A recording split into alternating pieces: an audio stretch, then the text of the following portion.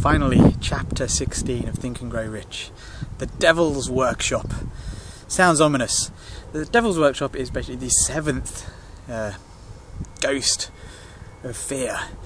And I mean, I always like to think of the Devil's Workshop as idleness, doing nothing, but idleness brought about, in Napoleon Hill's words, by the fears of and doubts that, and listening to negative influences, basically.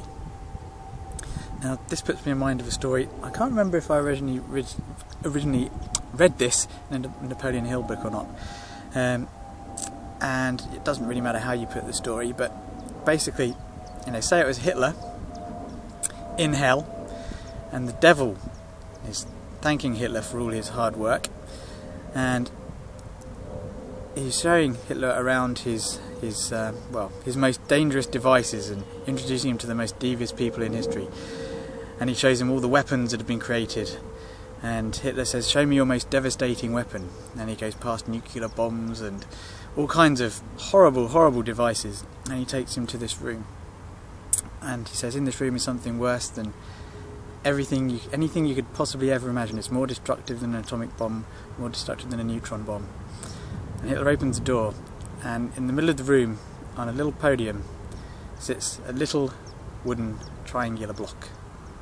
And it looks and goes, well, what does it do? Does it explode in some way? What does it do? And the devil goes, that is the wedge of doubt.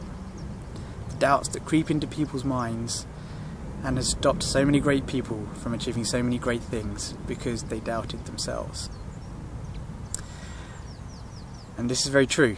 Doubt about yourself has created so many things to not happen in everybody's lives, including yours, including mine.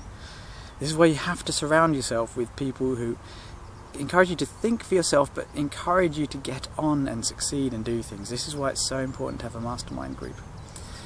Now, because it stops doubts like, oh, if only I had more money, if only if I didn't have to work so hard, if only I had more time, if only this, if only that.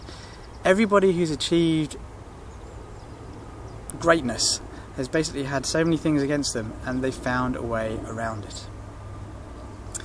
So I'm going to leave you with this little story, an analogy basically. It's about plane flight and getting a jumbo jet off the ground.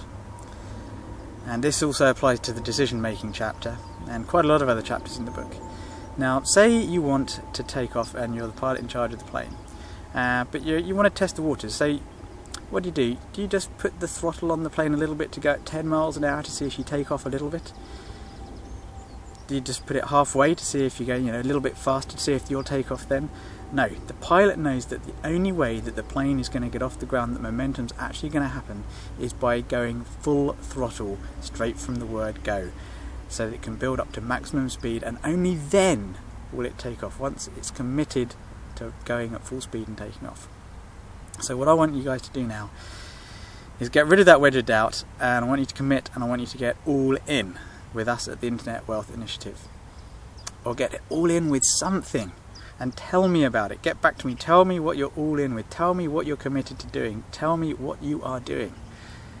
Because I want you to be successful, whether it's with us or without us. I want you to have success, and I want to know about it and hear about it, and share it with others.